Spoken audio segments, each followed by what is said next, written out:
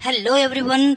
Video skip करने से पहले आप यदि मेडिकल स्टूडेंट हो तो ये जो फुल फॉर्म मैं आज बताने वाला हूँ ना, ये आपको ज़िंदगी भर काम आएंगे। बहुत इंपॉर्टेंट है, हर एक चीज़ हॉस्पिटल के बारे में जितने भी फुल फॉर्म होते हैं पूरी डिटेल से वीडियो लेकर आया हूँ।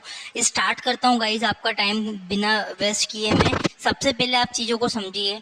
डॉक्टर जब आरएक्स लिखता है, आरएक्स का मतलब होता है ट्रीटमेंट। दवाई लिखने से पहले जब भी डॉक्टर है आपकी जो ट्रीटमेंट लिखेगा यानी कि जो दवाई लिखता है, दवाई को लिखने से पहले वो आरएक्स का यूज करता है, आरएक्स सिंबल का यूज करता है। आरएक्स का मतलब होता है ट्रीटमेंट नीचे, ठीक है। फिर डॉक्टर लिखता है एचएक्स। एचएक्स का मतलब होता है हिस्ट्री। जब भी मरीज की हिस्ट्री जो पेशेंट लिखेगा, जैसे कि कोई मरीज आया डॉक्टर के पास, वो डॉक्टर से बोल रहा है कि सर 15 दिन पहले मुझे इतनी शुगर बढ़ गई थी, और 2 महीने पहले मुझे टाइफाइड था, और फिर मुझे फीवर हो गया, फिर मुझे डेंगू हो गया।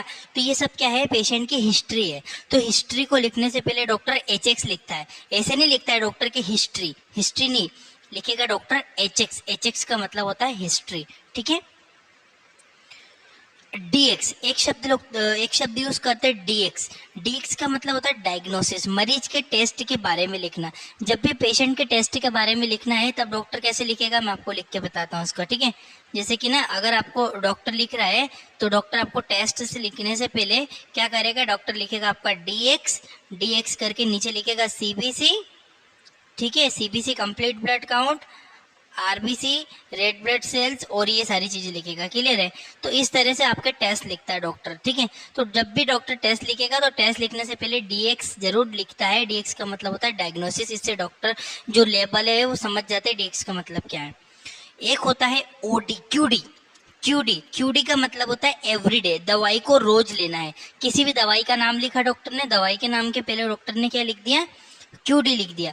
तो क्यूडी का मतलब होता है कि वो जो दवाई लिखी है ना, वो दवाई को आपको रोज डेली खाना पड़ेगा, डेली उसको यूज करना पड़ेगा। तो क्यूडी का मतलब होता है गाइस डेली, यानी कि रोज। नेक्स्ट जो आती है क्यूओडी, एवरी अदर डे, यानी कि जो दवाई लिखी है, यदि दवाई के सामने डॉक्टर ने लिख दिया है क्यूओडी, तो क्यूओडी का मतलब होता है एवरी अदर डे, यानी कि एक दिन छोड़कर देना है। ऐसे क्या रहता है कि जो नर्सिंग स्टाफ रहता है, हॉस्पिटल में जॉब करते हैं, वहाँ पे डॉक्टर मेडिसिन के आगे क्यूडी लिख दिया। क्यूडी का मतलब होता है मरीज को आपको देना है, डेली देना है वो दवाई, चाहे वो इंजेक्शन हो, चाहे जो भी चीज हो। मेडिसिन के बारे में कुछ भी हो सकता है। यदि उसने क्यूओडी लिखा है डॉक्टर ने, तो क्यूओडी का मतलब होता है एवरी अदर डे, यानी कि हर एक दिन छोड़कर आपको मरीज को वो दवाई देना होती है। एक होता है गाइस क्यूएच। क्यूएच मतलब एवरी आवर, ठीक है। हर घंटे में आपको दवाई देना है, हर घंटे में आपको जो भी चीज आपको देना है। जैसे कि डॉक्टर ने बोला ग्लूकोज का बोल दिया, ठीक है, ग्लूकोज के आगे लिख दिया क्यूएच और आगे ग्लूकोज। क्यूएच का मतलब होता है एवरी आवर, यानी कि हर एक घंटे में पेशेंट को ग्लूकोज देना होगा, ठीक है। तो ये रहता है इस तरह से ना, मैं ग्लूकोज का ही नहीं, और भी बहुत सारी चीज रहती है, मेडिसिन रहती है, तो हर घंटे में आपको देना होती है। हर घंटे का लिए डॉक्टर यूज करता है क्यूएच। क्यूएच का मतलब होता है एवरी आवर, हर घंटे में। नेक्स्ट जो फुल फॉर्म होता है एस। देखो गाइस, डॉक्टर इसको बहुत बार लिखता है, आप समझ लो। एस का मतलब होता है विदाउट, दवाई किसके बिना लेनी है, ठीक है। यदि डॉक्टर ने लिखा है विदाउट फूड, विदाउट फूड नहीं लिखेगा डॉक्टर, डॉक्टर लिखेगा एस आगे करके लिख देगा फूड, यानी कि फूड के बिना वो दवाई लेनी। जैसे कि डॉक्टर ने लिखा है कि भैया पेंटोसेट, ठीक है, पेंटोसेट लिख दिया और आगे एस लिख दिया, ठीक है। पेंटोसेट करके एस लिख दिया और आगे लिख दिया उसने फूड, तो मतलब वो खाली पेट लेना है, खाना खाने के पहले लेना है, यानी कि खाने के बिना लेना है, ठीक है, उसके बिना लेना है। कोई लिख देते डॉक्टर मिल्क, यानी कि दूध के साथ नहीं लेना है, दूध के बिना लेना है, विदाउट लेना है। तो एस का मतलब होता है विदाउट, दवाई उसके बिना लेना है। नेक्स्ट जो होता है हमारा सी। कभी कभी सी वर्ड यूज होता है विथ, सी का मतलब होता है विथ। कभी भी डॉक्टर विथ यूज नहीं करता, सी लिख देता केवल, यानी कि सी। कोई जैसे कि मलेरिया की मेडिसिन है, तो मलेरिया की दवाई के आगे वो लिख देगा सी मिल्क। सी मिल्क मतलब कि वो दूध के साथ में लेना होती है हमें, ठीक है। तो सी के मतलब होता है विथ, दवाई किसके साथ लेना है आपको, ठीक है। तो दूध के साथ लेना है या पानी के साथ लेना है या आपको कैसे लेना है, तो उसके साथ में विथ का मतलब होता है। अब डॉक्टर कभी कभी लिखता है SOS, इफ नीडेड, यानी कि जरूरत हो तो लेना है। जैसे बोलते नहीं डॉक्टर, आप गए कि सर मुझे 3 दिन से बुखार आ रही है, सर दर्द कर रहा है और पेट भी दर्द कर रहा है, तो डॉक्टर ने बुखार की दवाई तो लिख दी कि आपको सुबह शाम लेनी है, और एक उसने दर्द की दवाई लिख दी नीचे, और दर्द की दवाई के सामने वो लिख देगा SOS यानी कि जरूरत हो तो लो और जरूरत नहीं हो तो मत लो। तो SOS का सिंबल याद करना, डॉक्टर याद लिखते हैं, डॉक्टर के पर्चों पे देखना आप लोग, बहुत जगह लिखा रहता है SOS यानी कि जरूरत हो तो लेना है। एक होता है AC। AC का मतलब होता है बिफोर मील, खाना खाने के पहले। डॉक्टर लिख देगा आपको AC और आगे दवाइयों के नाम लिख देगा, ठीक है। तो वो जो दवाइयाँ लिखी है उनने वो खाली पेट लेना होती है, जैसे कि पेंटोसेट हम लोग खाली पेट लेते हैं। इसी प्रकार से होता है PC। PC का मतलब होता है आफ्टर मील यानी कि खाना खाने के बाद। डॉक्टर कभी भी ऐसे हिंदी में नहीं लिखता है कि खाना खाने के बाद लेना है, खाना खाने के पहले लेना है, वो बोल देगा, पर लिखने में जो डॉक्टर प्रोफेशनल जो डॉक्टर होते हैं वो AC लिखेगा। AC का मतलब होता है बिफोर मील, PC का मतलब होता है आफ्टर मील, खाना खाने के बाद, खाना खाने के पहले। नेक्स्ट आता है हमारा BID। BID का मतलब होता है BD। BD भी से बोलते हैं बहुत जगह, BID भी बोलते हैं। BID का मतलब होता है ट्वाइस डेज, दिन में 2 बार। यानी कि कोई डॉक्टर ने दवाई लिखी है, उस दवाई क्या किया थी, डॉक्टर ने लिख दिया BID। BID का मतलब होता है दिन में वो दवाई 2 बार देना है। जैसे कि मैं बोलूँ एंटीबायोटिक, एमोक्सिलिन, एमोक्सिलिन के आगे लिख दिया उसने BID, यानी कि वो जो एमोक्सिलिन है वो 2 बार देना है। वो इंजेक्शन हो सकता है, गोली हो सकता है, दवाई हो सकता है, शीशी हो सकता है, कुछ भी हो सकता है, ठीक है। नेक्स्ट जो था हमारा TID, यानी कि TID का मतलब इसको TDS भी बोलते हैं। TID का मतलब होता है 3 टाइम। यदि कोई दवाई है उसको 3 टाइम यदि देना है तो डॉक्टर उसके आगे TID लिख देगा या TDS लिख देगा, दिन में 3 बार देना है मरीज को। एक होता है QID। QID का मतलब होता है 4 टाइम, दिन में 4 बार वो आपको दवाई देना होती है, ठीक है। चाहे वो टैबलेट हो, शीशी हो, कुछ भी हो, एंटीबायोटिक हो, इंजेक्शन हो, कुछ भी हो, ठीक है। यदि डॉक्टर ने उसके आगे QID लिखा है तो QID का मतलब होता है 4 टाइम, दवाई को दिन में 4 बार लेना होता है। बहुत इंपॉर्टेंट है, इसका स्क्रीनशॉट ले लो आप लोग, फिर मैं आगे बढ़ूंगा, जल्दी स्क्रीनशॉट ले लो। नेक्स्ट आता है हमारा 14वें नंबर पर OD। OD शब्द का मतलब होता है गाइस 1 टाइम, दिन में दवाई को दिन में केवल 1 बार लेना है। OD का मतलब क्या होता है, 1 टाइम, दिन में केवल आपको 1 ही बार लेना होती है। उसके बाद आता है TW। TW का मतलब होता है 2 वीक, 2 हफ्ते में 1 बार दवाई लेना है, ठीक है। ये चलती है फंगल मेडिसिन में, ठीक है। फंगल जो मेडिसिन होती है वो उसमें देते हैं, लिखते हैं डॉक्टर TW। TW का मतलब होता है हफ्ते में केवल 2 हफ्ते में केवल 1 बार लेना है। एक वर्ड यूज करते हैं SQ। SQ का मतलब होता है सब क्यूटेनियस इंजेक्शन। जो इंजेक्शन हम लोग देते हैं ना, वो मैं आपको वीडियो डिटेल से लाने वाला हूँ, कितने प्रकार के इंजेक्शन होते हैं, कितने कितने कैसे कैसे देते हैं। तो SQ का मतलब होता है गाइस सब क्यूटेनियस इंजेक्शन, ठीक है, उसको सब क्यूटेनियस देना है। एक इंजेक्शन होता है ID मतलब इंट्राडर्मल, जो डर्मल होती है, डर्मल जो स्किन की लेयर होती है उसमें देना है, इंजेक्शन को डर्मल परत में लगाना है। ID का मतलब इंट्राडर्मल, ठीक है। एक होता है IV, सब लोग जानते हैं इंट्रावीनस। इंट्रावीनस का मतलब होता है हमें नसों के अंदर, वेन के अंदर, शिराओं के अंदर इंजेक्शन लगाना पड़ता है, ठीक है। IV का मतलब सबको पता है। एक होता है IM का मतलब होता है इंट्रामस्कुलर, इंजेक्शन को मसल्स के अंदर लगाना है, ठीक है।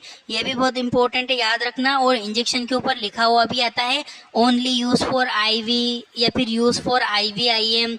IV का मतलब इंट्रावीनस भी दे सकते हो, इंट्रामस्कुलर भी दे सकते हो, सबक्यूटेनियस भी देते हैं, ID भी देते हैं, इंट्राडर्मल। तो सब इंजेक्शन अलग अलग प्रकार के होते हैं। ये जो चारों पॉइंट याद रखना, SQ का मतलब सबक्यूटेनियस, ID का मतलब इंट्राडर्मल, IV का मतलब इंट्रावेनस। नेक्स्ट होता है आपका IM, इंट्रा मस्कुलर, ये भी बता दिया मैंने। एक वर्ड यूज होता है Q4H, ठीक है।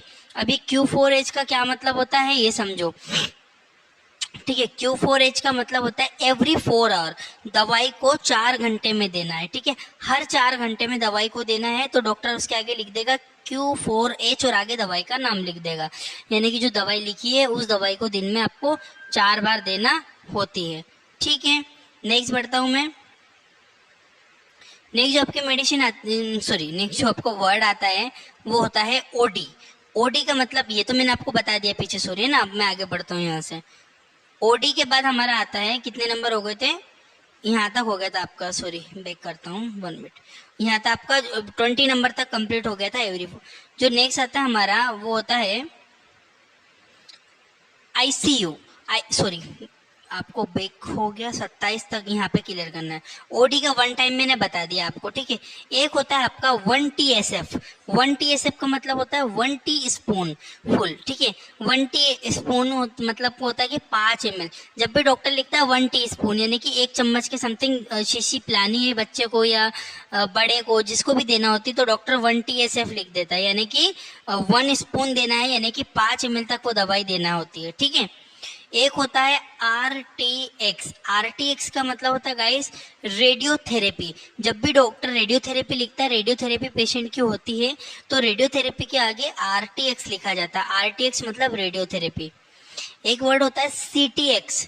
CTX का मतलब होता है गाइस कीमोथेरेपी। जब भी डॉक्टर कीमोथेरेपी देता है तो कीमोथेरेपी को देने से पहले CTX लिखता है वो, ठीक है। CTX का मतलब कीमोथेरेपी, और नीचे कीमो मेडिसिन लिखता है। एक वर्ड होता है IX। IX का मतलब होता है इंडिकेशन, मरीज को सुझाव। क्या होता है कि कोई पेशेंट आया, उसको मलेरिया है या कुछ और प्रॉब्लम है या उसको चिकनगुनिया है या फिर आप उसको समझ सकते हो चिकन पॉक्स वगैरह है, तो उस कंडीशन में चिकन पॉक्स वगैरह की कंडीशन में क्या होता है, चिकन पॉक्स में डॉक्टर लिखता है indication, don't contact with sunlight, sunlight से कॉन्टेक्ट में कम रहो, धूप में कम जाओ, ऐसा डॉक्टर लिखता है, ठीक है। तो इंडिकेशन बहुत सारी बीमारियों में अलग अलग इंडिकेशन हो सकते हैं, तो इंडिकेशन डॉक्टर IX करके लिखता है। एक होता है गाइस CX। CX का मतलब होता है कॉम्प्लिकेशन।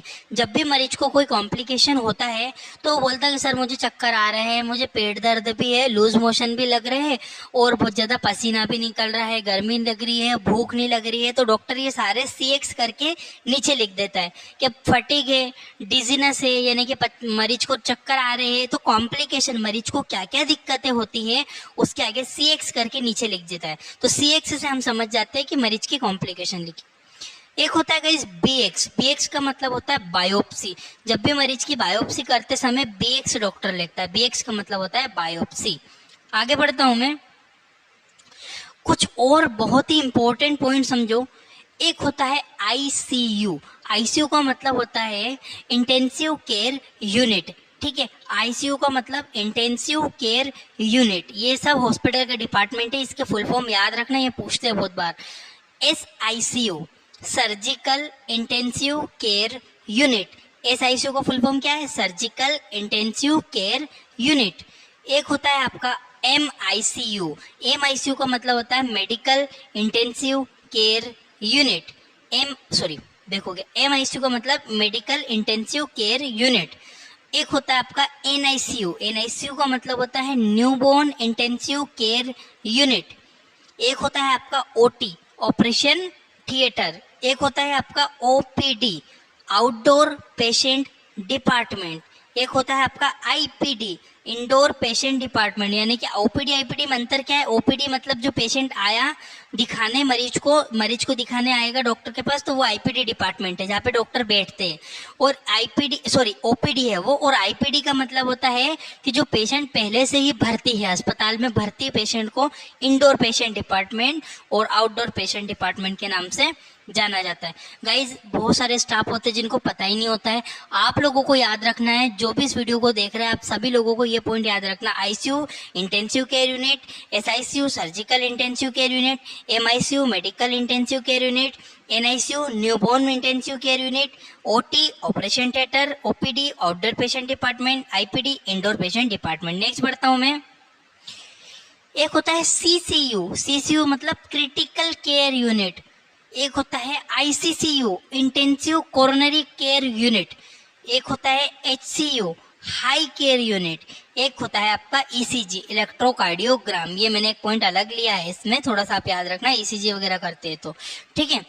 तो याद रखना गाइस बहुत ही इंपॉर्टेंट है। CCU critical care unit, intensive coronary care unit, HCU high care unit और इलेक्ट्रोकार्डियो। ये बहुत सारे क्वेश्चन गाइस ये एग्जाम में पूछे जाते हैं, इन सबको याद रखना।